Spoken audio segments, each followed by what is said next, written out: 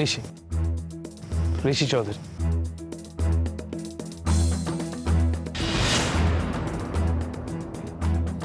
তবে হ্যাঁ, জানিস তো, আমি হয়তো একা থাকলে পুলিশকে আটকাতে পারতাম না। ঠিক ঠিক তখনই না নার্সিংহোমে একটা ছেলে হাজির হলো। নামটা হ্যাঁ, ঋষি চৌধুরী।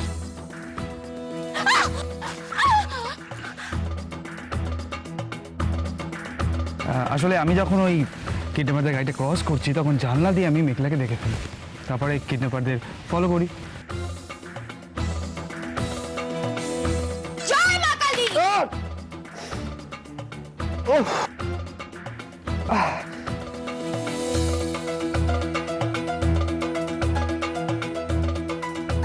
কাবাডি কাবাডি কাবাডি। তুই বুঝতে পারছিস না, আমি বুঝতে পারছি, কারণ আজকে তুই যে জায়গাটায় দাঁড়িয়ে আছিস কোনো না কোনো সময় সেই জায়গায় আমি ছিলাম। আমি ভালো মতো জানি যে ঋষি কি করতে পারে, ওর সমস্ত ট্যাকটিক্স আমি চিনি, আমি জানি মেকি, আমি আমি আমি জানি। আর তার সাথে সাথে আমি এটাও বুঝতে পারছি যে তুইও একটু একটু করে ঋষির জালে জড়িয়ে পড়ছিস।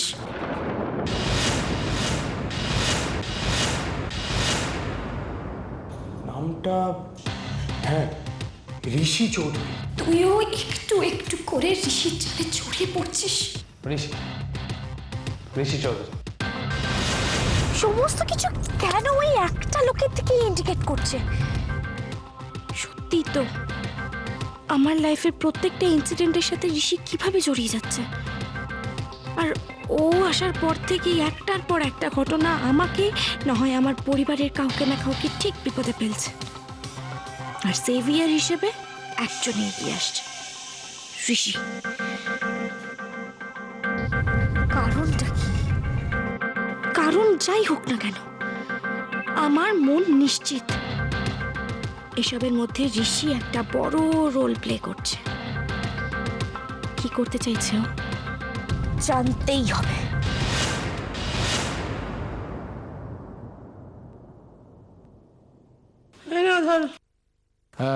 ও কিরে, ওই দেখো কিরে তুই এত তাড়াতাড়ি ফিরে এলি? হ্যাঁ, নিশ্চয়ই কিছু ফেলে গেছে। আরে তুই আবার আসতে গেলি কেন? আমাকে ফোনে বলে দিতি যে আমি গিয়ে পৌঁছে দিয়ে আসতাম। হ্যাঁ, কিরে ওই দেখো কথা। এই দেখো। আরে কি হলো? কি রে, শরীর খারাপ নাকি? কিরে কি হচ্ছে, শরীর খারাপ লাগছে? এই দেখো, আমি এই জন্য বলেছিলাম যে এইভাবে তুই যাস না।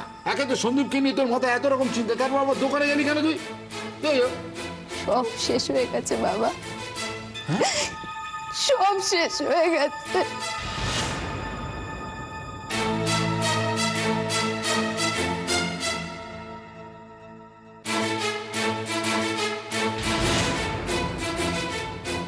শেষ হয়ে গেছে মানে?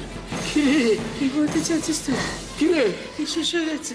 ও জুই, আরে বল না কি হয়েছে? কি বলতে চাইছিস তুই? বল না, হ্যাঁ বল না কি হয়েছে?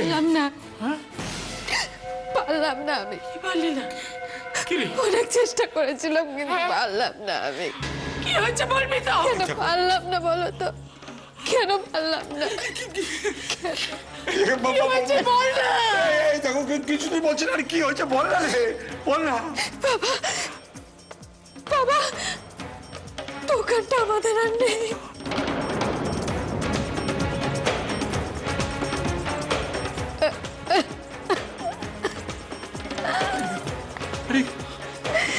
কি হলো? কিছু বলবি তো? কি হয়েছে? বল না। আরে বাবা, আমি যদি জোর করেই তোমার দোকানটা দখল করে নিতাম। জয় মা, জয় বাবা, কি বলছে দেখো। তাহলে কি তুমি আমায় ছেড়ে কথা কইতে? এই দেখো, কাগজপত্র তো রয়েছে, কোনটা দেখবে তুমি বলো? এনো দেখো।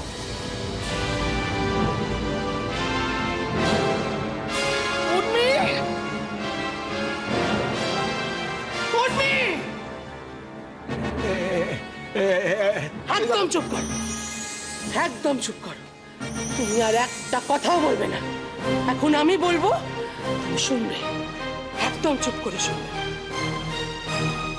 উর্মি, কি ভেবেছিস কি তুই? বাড়ির বউ বলে সবকিছু এতদিন আমি সহ্য করে নিয়েছি।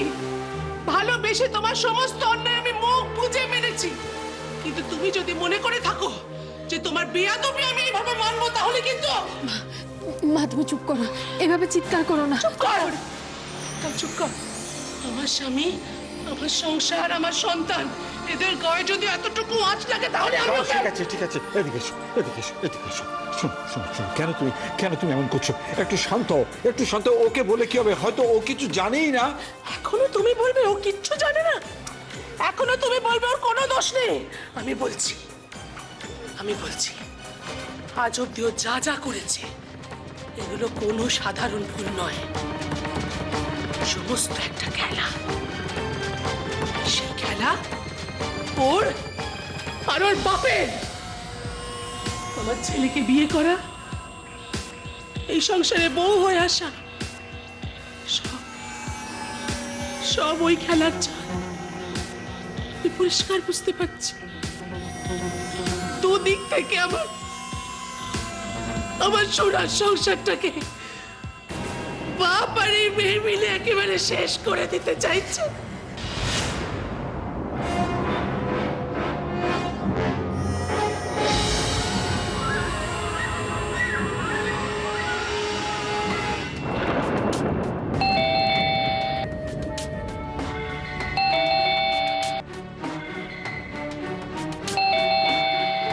আসছি।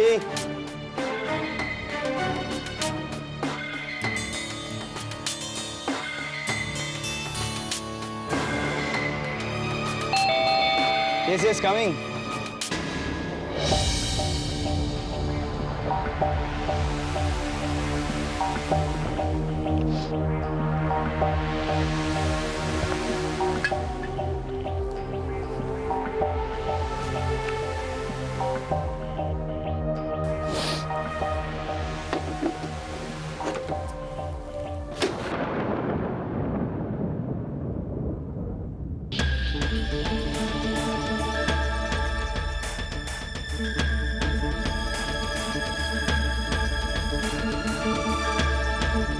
Ten 10:30 sharp. আপনি তো খুব punctual. Oh sorry, please welcome. আমি বুঝতেই পারিনি যে আপনাকে অভ্যর্থনা না জানালে আপনি ঘরের ভিতর আসবেন না। আসুন। আপনার কি মনে হয় আমি এখনো সেই মানসিক অবস্থায় আছি? না, আসলে আপনি আমার এই ছোট্ট কুটিরে প্রথমবার পা রাখলেন তো, আর আনফর্চুনেটলি আজকে আপনার মুখে হাসিনি, তাই খুব ডিসঅ্যাপয়েন্টেড হলাম। দেখুন ঋষি, আপনি তো নিজেই ফোন করে আমাকে আমার জিজুর খবরটা জানালেন।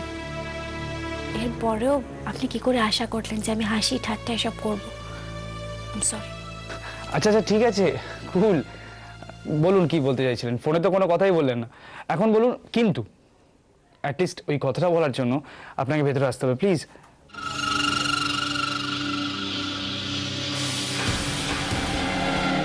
শুনুন, মেঘলা অতিথি নারায়ণ হয়, তাকে এইভাবে দরজায় দাঁড়িয়ে থাকতে নেই। এতে গৃহস্থের অমঙ্গল হয়, জানেন নিশ্চয়ই। আসুন, ভেতরে আসুন।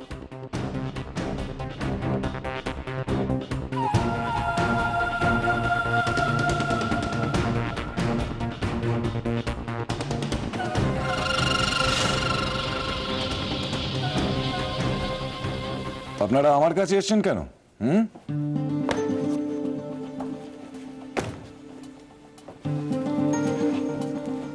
আপনার দাদা অগ্নি চ্যাটার্জি, তার নামে আমাদের কাছে একটা কমপ্লেন এসছে। আমরা সেই কমপ্লেনের এগেইনস্টে তাকে অ্যারেস্ট করেছি। ব্যাস, আমাদের কাজ শেষ। অফিসার, আমরা আপনার কাছে রিকোয়েস্ট করছি, আপনি প্লিজ একটা কিছু করুন, প্লিজ। দেখুন, আমার দাদাশোনা নির্দোষ। চ্যাটার্জি কনস্ট্রাকশনে আমি আর আমার দাদাশোনা একসাথে কাজ করছি, আর মেটেরিয়ালের দিক থেকে আমরা কোনো রকম কোনো কম্প্রোমাইজ করি না অফিসার। তাহলে চোরের সাক্ষী দিতে এসছে বাটপার। মানে চুপ কর, কি করছিস কি? বস বস।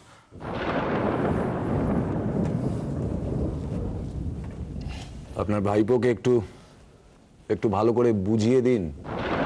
ইয়াং ব্লাড তো, একটু বেশি গরম। হ্যাঁ অফিসার, আপনি কিন্তু shut up, just shut up. মানুষ মেরে সাফাই গাইতে এসছেন? আর একটা কথা বললে না আপনাকে আপনার দাদার সঙ্গে লকআপে ঢুকিয়ে দেবো। অফিসার অফিসার আমি আপনার কাছে হাত জোর করে বলছি, আপনি আপনাদের যত টাকা লাগে আমরা দেবো, আপনি প্লিজ কিছু একটা করুন। কেন?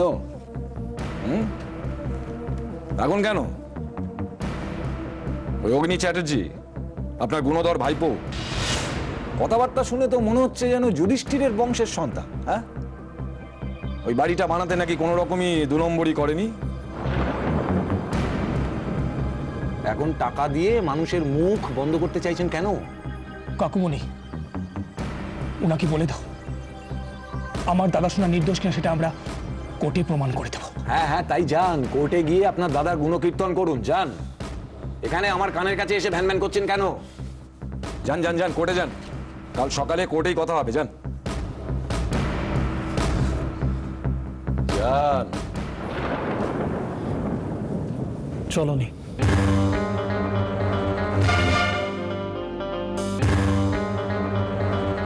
বুঝলেন দাসবাবু, আজকাল মানুষ মেরেও লোকে থানায় এসে হম্বিদম্বি করছে। হ্যাঁ, এই অগ্নি চ্যাটার্জির কেসটা এটা কোর্টে উঠুক, আমি আপনাকে বলে দিচ্ছি মিলিয়ে নেবেন।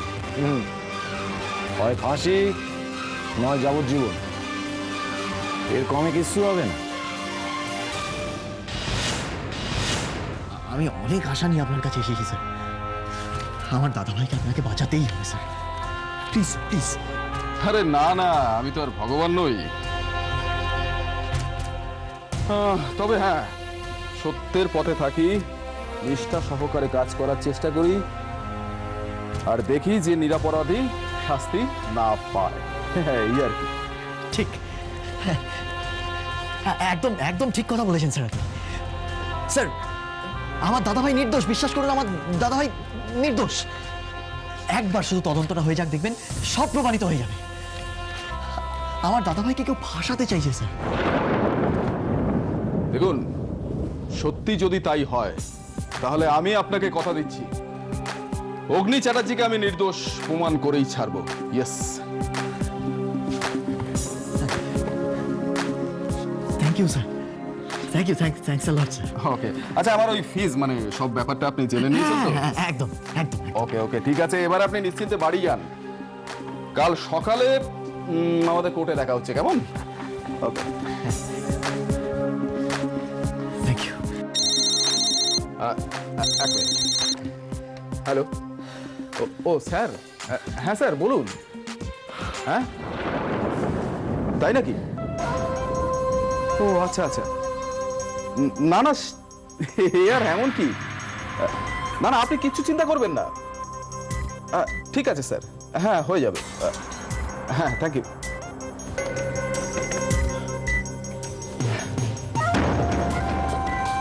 স্যার তাহলে আমি আজ আসি তাহলে স্যার। হ্যাঁ, আমি আসি তাহলে।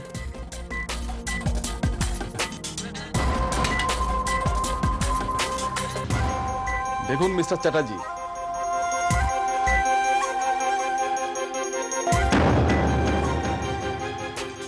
একটা সমস্যা হয়ে গেল। হ্যাঁ, বলুন কি সমস্যা?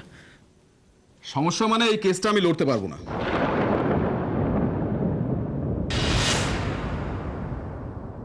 বড়মা, ও বড়মা, তুমি একটু কিছু মুখে দাও না বড়মা, না খেলে যে তুমি ওষুধ খেতে পারবে না।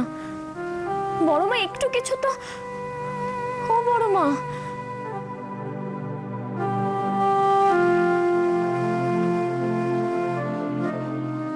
বৌদি, এখন কি কি করি বলো তো?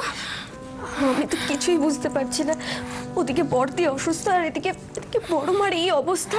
এখন আসেনি না? অগ্নি,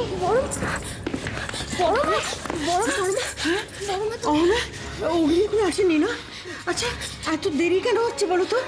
জামিন পেতে এত সময় লাগে? আসবে তো, দাদা শুনে ঠিক ঠিক চলে আসবে বড়মা। তুমি একটু শান্ত হও বড়মা, চলো ওদিকে চলো, দেখো বড়মা সব ঠিক হয়ে যাবে সব। না না, কিচ্ছু ঠিক হচ্ছে না, বুঝতে পারছো না? আমার এই সংসারটা কেন জ্বলে পড়ে ছাই হয়ে যাচ্ছে, তোমরা বুঝতে পারছো না? আমার এই সংসারটাকে আমি এত ভালোবাসি, আমার সন্তানদের এত ক্ষতি কেন করছো? কেন এত অসহায় করে দিচ্ছ আমায়? বড়মা, বড়মা তুমি এভাবে কেঁদো না, পর্দের কানে কানে পর্দে আরো অসুস্থ হয়ে পড়বে। তুমি তুমি চুপ করো, চুপ করো। কিন্তু আমি আর কাঁদবো না, কিছুতেই কাঁদবো না। আমি যাই, দেখে আসি আয়ুষী কি করছে, আমি দেখে আসি। আয়ুষীর কাছে যাই। কোথায় গেল? কোথাও যাবে না তুমি। শান্ত হও আন্টি, একটু শান্ত হও। আয়ুষীর কাছে ছোট আন্টি আছে, মিঠু আছে, তুমি একটু শান্ত হও। আচ্ছা, তুমি কি মনে করো অগ্নি নেই বলে এই বাড়িতে বড় ছেলের দায়িত্ব পালন হবে না?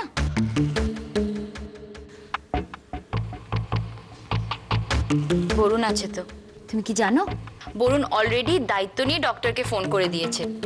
ডক্টর এক্ষুনি চলে আসবে, এসেই আয়ুষীকে ওষুধ দেবে আর আয়ুষী ঠিক হয়ে যাবে। আর তাছাড়াও এমন তো কিছুই হয় না।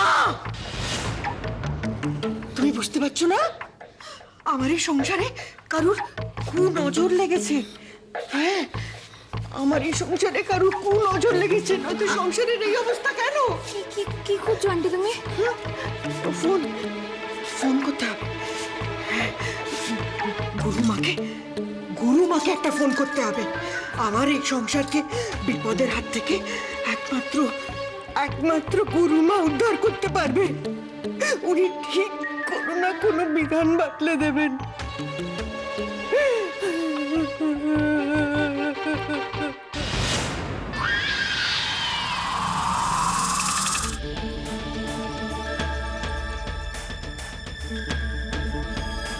আপনার ফোনটা পেয়ে প্রথমে একটু অবাকই হয়েছিলাম। না, এত পুলিশ লয়ার এরা সব থাকতে অগ্নি চ্যাটার্জির কেসের ব্যাপারে হঠাৎ আমার সাথে কথা বলতে চাইলেন। সো আসলে কি বলুন তো ঋষি, এই সাপ সিঁড়ির খেলাটাতে না কে কখন কোন চালটা ফেলে ওপরে উঠে যাবে সেটা পুলিশের থেকে বেশি আপনারই জানা আছে।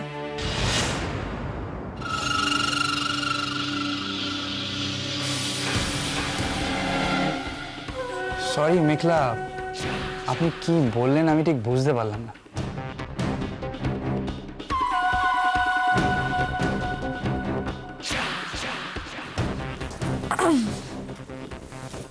আসলে এই দেখুন না, যখন আমার অ্যাক্সিডেন্টটা হচ্ছিল তখন ঠিক আপনি এসে আমাকে বাঁচালেন।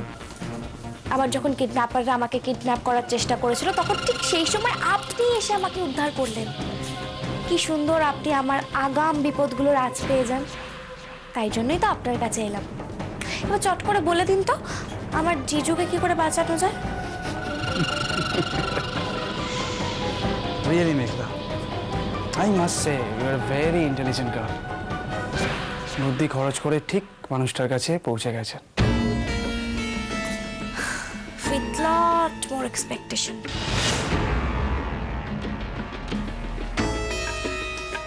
কি বললেন? আমার জিজুর ওপরে অনেক শক্ত শক্ত কেস আনা হয়েছে ঋষি। স্বাভাবিকভাবেই আমি তো ভাববই যে আমার ফ্যামিলির লোকজনকে, ইনফ্যাক্ট আমাকে আপনি হেল্প করবেন, তাই না?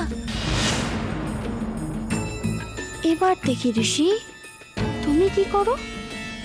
জিজুর আগেন্সটে যদি চালটা তুমি চেলেও থাকো তাহলে এই বিপদ থেকে বের হওয়ার সব থেকে সহজ রাস্তাটাও তোমারই জানা থাকবে। ইন্টারেস্টিং।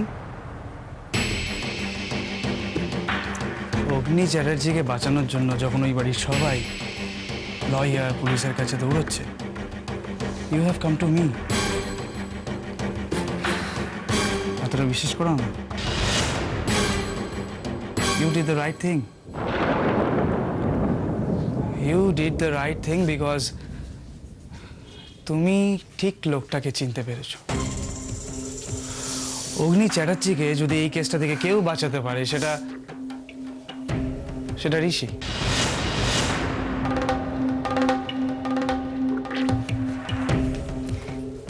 তার মানে আপনি আমাকে হেল্প করছেন। গ্রেট। তাহলে আমি আমার ফ্যামিলির লোকজনকে বলে দিই যে চিন্তা করার কোনো কারণই নেই, আপনি আমার জিজুকে ছাড়িয়ে এনে হেল্প করছেন, right? Obviously after all you are my best friend. Thank you, thanks a lot. আমি একটু চট করে ফোন করে নিই। এক মিনিট এত তাড়াতাড়ি কাউকে ধন্যবাদ দেবেন না মেঘলা, আগে পুরোটা শুনুন। কাউকে কোনো কিছুর বিনিময় ছাড়া কোনো সুযোগ কারোর কাছ থেকে নেবেন না, বুঝতে পেরেছেন? তাহলে কি হবে বলুন তো, পরে সে সমস্ত সুদ সমেত পুরোটা উসুল করে নেবে। এক মিনিট। বিনিময় মানে আপনি কি বলতে চাইছেন?